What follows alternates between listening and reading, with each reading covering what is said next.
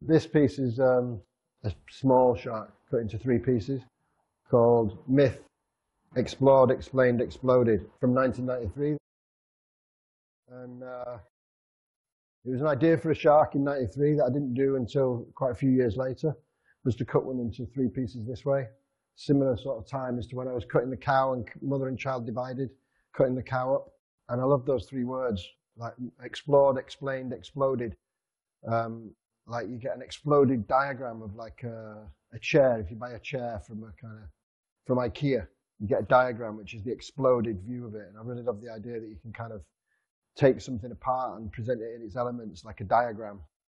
And I love that kind of way of cutting as well, because it's like, it's violent. It's like, you know, killing things to look at them. I used to love the idea that an electron microscope, you have to kill things to look at them. So, you know, in science, there's been a lot of death and a lot of horror in order to kind of understand the world we live in. And it's considered, it's not considered a bad thing for that to happen, but it just seems like really ridiculous that you create death in order to understand life. So this piece was about that.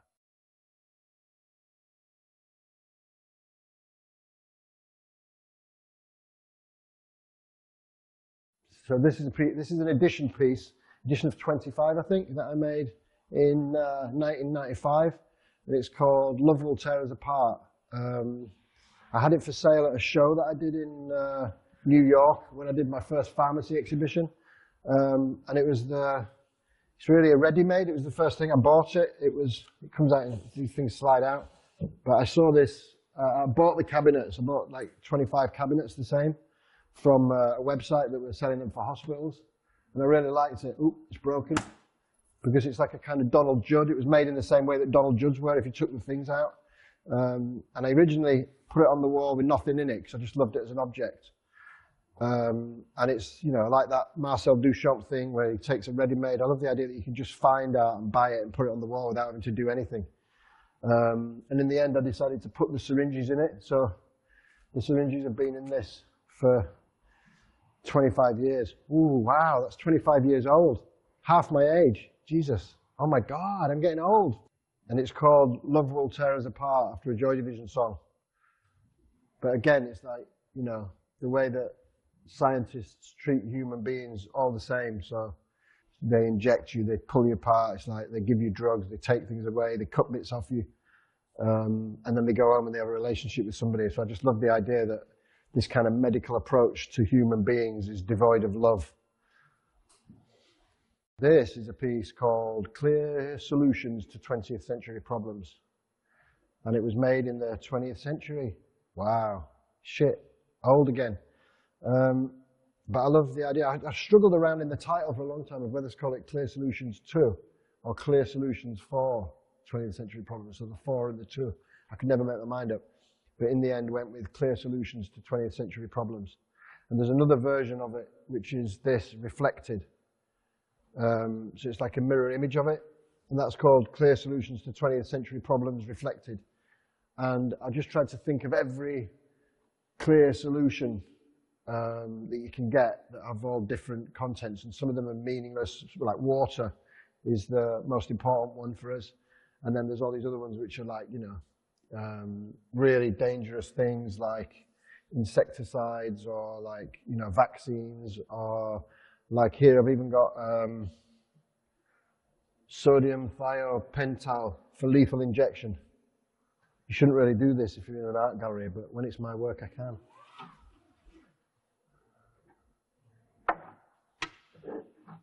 So this is sodium thiopental for lethal injection. But you know, I couldn't buy it, so in the end I used resin, which will probably disappoint some people who are into art as truth to materials. But in the end, it's like there was some that were so dangerous I couldn't get hold of them. So for a while, for a few years, I lived with this, with empty bottles for the things that I wanted to put in. And then I put water in, which I thought was cheating. And then in the end, I accepted that cheating's a part of life. So I made it with all with resin. But the idea, and it's a conceptual artwork. And with all conceptual artworks, the art is the idea in your head not in the artwork itself. So I'm into theatre. I'm not into truth to materials. I like it when things are not what they seem. So I don't mind resin in a cabinet. But anyway, I'm sure I'm going to get shit for that. But that's the idea. Clear solutions to 20th century problems.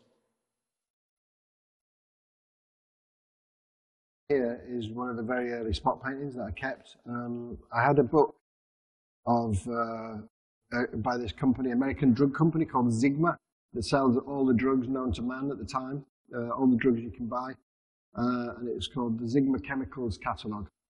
And I started the paintings. I was going to go through the whole book and do a painting named after every single drug. So this is a very early one because it's called AAT Media Supplement. So the double A means it's right at the beginning.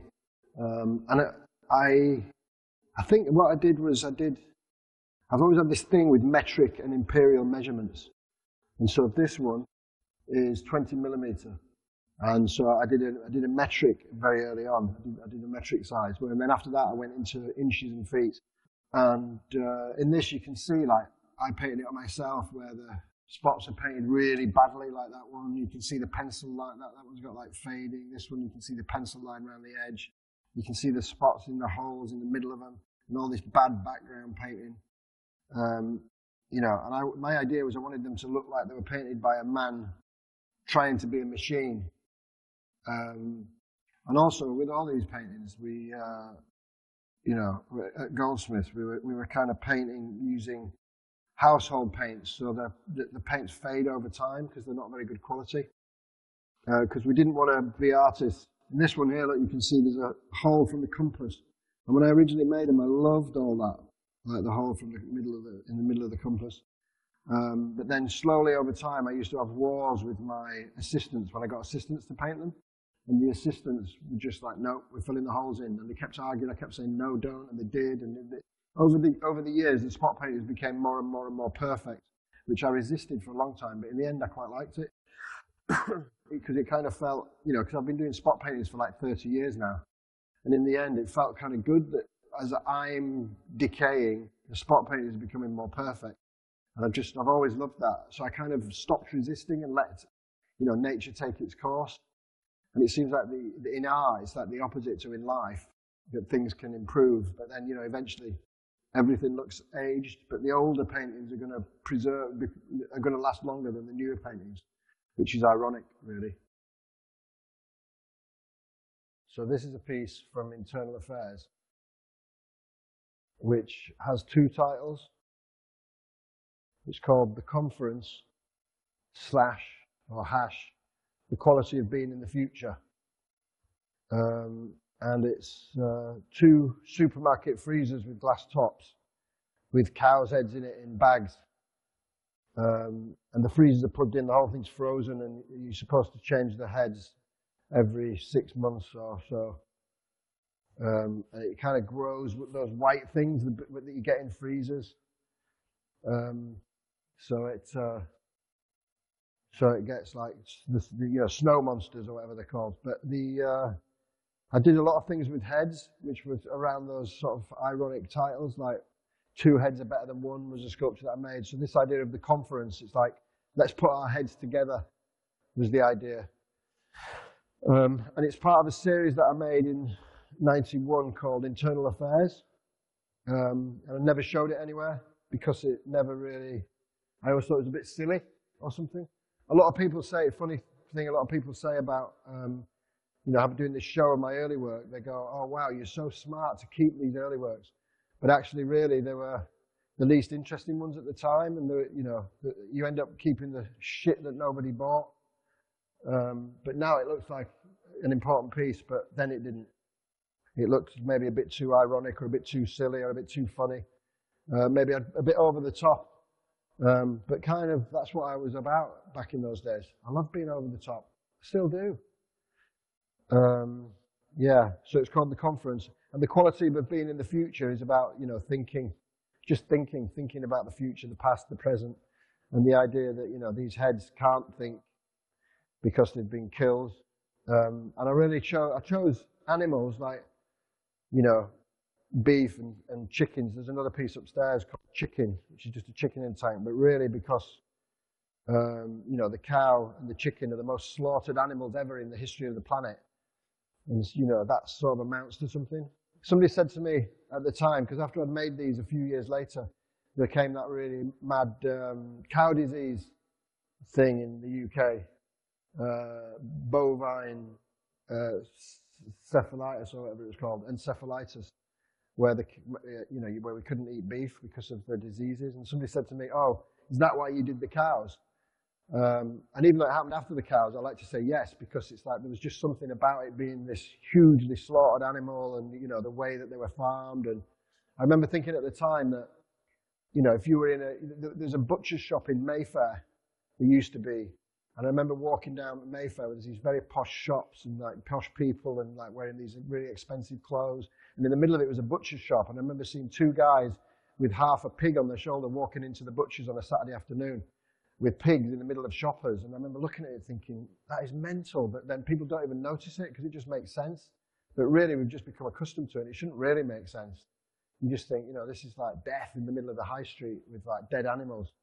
And, you know, I was thinking of new ways to do those soutine paintings. You know, like I love those soutine paintings, bacon paintings, but I just couldn't, it just felt like paintings wouldn't work in the world that we're living in today. And we were sort of so against paintings. I wanted things to be in your face, and it felt like people could ignore paintings. I mean, people forget like that. You know, it's like coming after kind of minimalism and all that kind of art. I love the cube, the box, like Sol LeWitt. I love putting boxes around things as well. But people forget that, you know, that this was really shocking at the time because it wasn't paintings. Whereas now it's a lot more acceptable to have a painting than it ever was.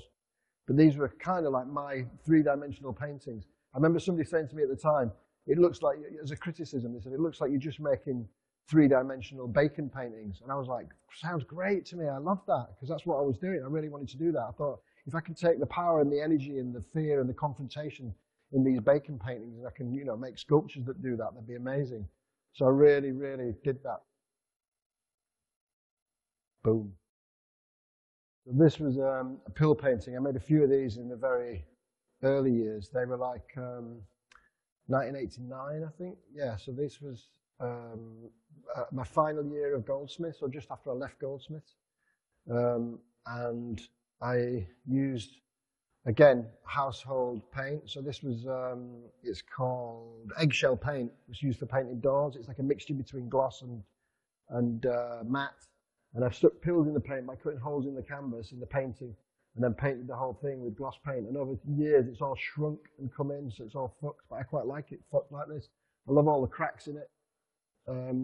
But a lot of people who bought these were very disappointed that they cracked and screwed up. But I mean, if I'd have done it with oil paint, it wouldn't have happened. But I quite like it that, you know, everything was about not being an artist and not making art. And so it's like I couldn't bear the idea of having to go into an art shop to buy my materials. We had to go to like B&Q. Everyone at Goldsmiths where I was studying were the same. So we'd all be saying, you know, we went, all our paint would come from hardware stores. And, you know, we really didn't want to be artists in the traditional sense. And I made 4 of these that are 2 foot square. So it's just a 2 foot square. This one's got 12 pills on it. I think I did 6 pills, 12 pills, 24 pills, and 48 pills, which was a way to not make a decision. I just didn't want to make a decision. So I just doubled it for each painting that I made. And of the 4, one of them was tagged by Angus Fairhurst, my friend, who's another artist. So I gave it to him to collaborate with, and he drilled holes in it and put clothing tags in it. So it's like a hairy one. So there's really 3 in this weird hairy one. And it's untitled. All these small ones were untitled. I did some larger ones as well, and they were named after 4 songs by the Beatles, which were all about sleep. So they're all about drugs affecting your waking state. And they're called, if I can remember, I'm So Tired, I'm Only Sleeping, I'm Down, and I Feel Fine. So they're not all about sleeping, but they're all about feelings and emotions, like drugs are supposed to affect.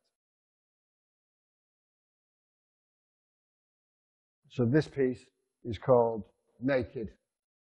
And I made 2 pieces this size. They were instrument cabinets, one called Naked and one called Still. And it was really after seeing the movie Dead Ringers by David Cronenberg, where he has two identical twin gynecologists who are creating instruments to do crazy gynecological operations. And in that movie, they make this sort of reference to religion, really, because of the kind of clothes they wear. So I was thinking about that. But then my interest in medicine and these kind of instruments is their sort of hope and fear that's mixed within them, because you kind of look at them and they kind of, you know, they give you hope, because it's like if you need an operation or a tumor removed to live or whatever, you have to go into the hospital and you have to have it cut out, and that gives you more life, so you hope. But within that, from cutting you open, there's the risk that you might die or not recover or not come out from the anesthetic. So the whole thing of life and death is in these instruments, and I love them for that reason. And I think I saw that in that movie for the first time. It's like, you know, you want to think of them as life, but you can't help thinking of them as death, but you get the feeling of both. They kind of fill you with dread more than hope, I think, but they're, you know, it's like, I don't know, we have to put our trust into the hands of doctors in the same way that you have to do into the hands of artists. Also, this cabinet design came from an old hospital. I broke into hospitals when I was younger, and there was one hospital in Rotherhithe where I found a cabinet like this, and I took it out. I think I've still got the old cabinet, like a small cabinet, and I put some tools in it. But that was like the little collages that I used to make, which I'll talk more about later. But the collages were kind of found objects and nostalgic, whereas I wanted a new one. So, you know, from being at Goldsmiths, I started making things myself. Like I had this designed. This was in 1994, so it was after Goldsmiths, but I had it made by a guy in Germany, because I'd lived in Berlin for a year. And that's where that came from. So in 1989, I made a set of 12 medicine cabinets, and they were all named after Sex Pistols songs, because the Sex Pistols blew my mind when I was younger. They were, you know, I was into the Beatles, my parents' music, and then when the Sex Pistols came along in '77, I was 12, so I was just too young to kind of get into it, but I felt the power of it, and I just wanted it. And it's like, but you know, my mum would cut my clothes up when I went out dressed like a punk, and she said, "Get back in the house, you're not wearing that." So I had a complete battle with authority, which was, I had to be sort of different to the punks that I admired, because they were just confronting it head on and getting spat out on stage and doing what they wanted. And I was too young to do that. So I kind of had to learn to be devious, which kind of helped me in the art world years later. So when I looked for titles for these cabinets that I'd made, I just remembered Nevermind the Bollocks, and I chose a title from every song on Nevermind the Bollocks. And I made two versions of some of them where I was unsure, like God, I made two, Music and EMI. I couldn't decide whether to call it EMI or Music, so I did both. But most of them fit, you know, like this is New York, which was a great one. And because of what the art that was going on in New York, I thought that was really great. You know, like Ashley Bickerton, Jeff Koons, Haim Steinbeck, Robert Gober, all their work. I was totally mad into it. And when I made the medicine cabinets, that was sort of my versions of their work. You know, like this is my version of Jeff Koons' Hoovers. I just wanted to do that. And I remember it took me a long time to realize that with medicine cabinets, I could just go into the pharmacy and take it out of the pharmacy and put it straight on the wall. So I thought as an artist you had to do something, but I realized you don't. And that was in 1989. This is another one called Problems, this is called, which is another song by the Sex Pistols. And of course, Problems is a perfect title because of the medicine in it. And I was trying to be a painter. That was the main thing I wanted to be. I wanted to paint, and I couldn't paint because it didn't make sense in the world today. And I remember walking around the streets just looking at all the billboards, advertising, TV and everything. And I realized that I can't make art that's about that world through painting, which I was trying to do. But what I was doing in here was painting, really. I was like arranging all the colors and the things, you know, collage. So like my early collages where I was arranging things, I was just doing that. I was just arranging. I was putting the yellows here, the greens there, the reds there, the blues there, and I was just arranging it like a painter. But once the work was finished, that was all hidden. So it was really confrontational. It was just like, you know, it makes the viewer think you're in the wrong place. You think, am I in an art gallery or am I in a pharmacy? Which I took further when I did pharmacy, the installation, which is of a whole chemist shop. And in this show, I put 5 together in a line. My degree show at Goldsmiths, I had 4 in a line with my early collages. And I think I got a 2-2 for my degree. So I didn't even get a first. But I think that was because I'd spent too much time outside the college putting on my own shows rather than being in the art school talking shit. This one's called Bodies, which again is another great title. And they're all Sex Pistols songs, amazing songs. The Sex Pistols only lasted for 2.5 years, but it blew my mind and changed the world. And I totally realized that they were like, you know, it's like they got to #1 in the UK charts, and there was a blank put in. And they made me realize for the first time that you can change the world. And after that, that's all I've ever wanted to do. Don't even know what I want to change it into, but I want to change it. And this piece here, these two are hung, but they're not single cabinets. It's actually a diptych, and it's called Boredom Nowhere. And it's a bit later than 1989, and it's from the Sex Pistols, the 2 coaches they had when they were on tour that said boredom and nowhere where they were going. And Jamie Reed, I think, did some prints where it says boredom nowhere, the Sex Pistols. So this is Boredom and Nowhere, but they were the same size, same cabinets. So this is from 1995, and it's a small cabinet called Untitled. I occasionally call things Untitled. I mean, I love titles. I hate Untitled, really, because I think it's a cop-out. I think you have to name things. It's like naming your children. Imagine if you named your kids Untitled because you couldn't think of a name. Untitled, dinner's ready. But anyway, this was called Untitled. One of the few pieces I did name Untitled. And it was, you know, I made a few small ones after I'd done the original one, which I think was 91 or 92, called Isolated Elements Swimming in the Same Direction for the Purpose of Understanding. But what I love about the fish in formaldehyde is that they're, because you put, you know, if you put things in formaldehyde, fish really appeal to me because you're putting it back into liquid, which is their habitat. And it's good. It's easy to have empathy for fish when they're in liquid because you think that's where they live, but it's an environment that you can't inhabit. So, you know, as a metaphor, it's quite a weird thing, a fish. And then, you know, the whole idea. Also, I like the idea of a school. So it's like a school of thought, or a school of fish, or a school, or you go to school. So that idea of teaching and understanding. And then also they're a bit like sheep, even though they're fish. Fish are like sheep, except sheep don't live underwater. But they follow each other. So it's like everybody's going in the same direction. So it's a sort of comment on society and all that bollocks, or whatever. But yeah, so that's where, the first things I made were fish in formaldehyde. And then after that, I went on to all the animals. And I wasn't going to do, you know, cows and sheep and things like that, because I thought there was something pure about the fact that you're putting this creature back into its own environment to look at. So it's like you're looking at it. I thought it wouldn't work. But then when I did sheep after that, I did a sheep, and I looked at it, and there was this kind of, even though it was in liquid, there was a kind of tragedy to it. There was something really tragic, and you had empathy for it. So I thought, this is brilliant. And the religious connotations as well. Yeah. Untitled. So this is a piece called Two Similar Swimming Forms in Infinite Flight, Broken. And it's got 2 sharks in it, but they're taupes. They're like, or some people call them dogfish or rock salmon, but they look, you know, they're a type of UK shark, I guess.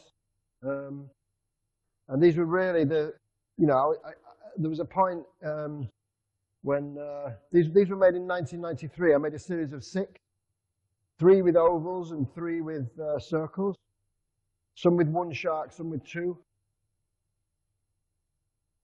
And this kind of stuff came from Francis Bacon's furniture and Francis Bacon paintings. I just loved these lines, and I was trying to not make a box around something. So I kind of drew this out on, you know, very early on paper. These boxes are actually new. They're not from the original piece, because when I made the original one, it was so fragile because I used the thinnest plexi possible that they're not really able to, you can just about put them together, but they pop and they burst and the liquid gold goes on the floor. So I think I made them in 6mm, which was the thinnest you could do. And then now they're made in 12mm. which is much sturdier, more robust, but they don't look as nice. But that's what happens over time, I guess. I mean, I couldn't legally show them in a gallery for health and safety reasons if I had the old tank. So this is original, but these are new. And I just like that idea of movement when there is no movement. Again, a lot of it was like about painting. Like in Bacon paintings, in Francis Bacon paintings, there's a lot of movement, you feel the movement. So this idea that they're swimming and moving, but they're dead. So it's like, it's kind of arrested motion. And I love the tanks, I love the refraction, so that when you walk around it, they jump. So very early on, I went into the mortuary in Leeds, and there's a museum there, the anatomy department, the anatomy museum. And in the anatomy museum, I was drawing from a lot of bodies and things like that, in tanks, in jars, and I loved it, and I was drawing from them. But I was actually drawing to understand how the body worked, to help with my life drawing. But what I realized was, as soon as I got to Goldsmiths, was that I actually liked the bottles and jars and tanks, and that's where that all came out of. I mean, a lot of people, you know, it's strange that in the early 90s, my work shocked people, because it's really, you know, a Victorian idea. All that formaldehyde stuff, and you know, that arrogant way that the Victorians went, we're going to go and get the world and we're going to bring it to the people. I mean, today, we don't do that. We do wildlife programs where we take, you know, we film the world and we bring it to the people. So we kind of really taking the people to the world as it exists, outside of their homes, whereas the Victorians were much more arrogant than we are. Well, we're arrogant in different ways, but they were trying to bring everything back to the people. So the Victorians would do shit like dynamite rivers, collect all the specimens and bring them back and put them in the Natural History Museum. And I was interested in that, you know, as an idea as well of like, you know, also these are, you know, these are food. So I was buying these sharks from the supermarket, or not the supermarket, but the fish market in London, Billingsgate. And I'd be buying them and I'd be bringing them back to my studio, and then I'd be putting them in a tank, and it's almost like making them whole again, or almost whole again. So it's like I'm making you look at it as an animal out of its habitat, but in its habitat after it's been taken to the market to be eaten. So it felt like I was doing some kind of good service in some way. But I don't know. I was in a lot of dilemmas, you know. I mean, I kind of, all that stuff with killing animals is a complicated issue, like, you know, wearing a leather jacket and stuff like that is like, you know, you feel guilty walking down the street if you're not careful, and it's really difficult. The jury's out on how to deal with it. But yeah, veganism was a strange thing back then.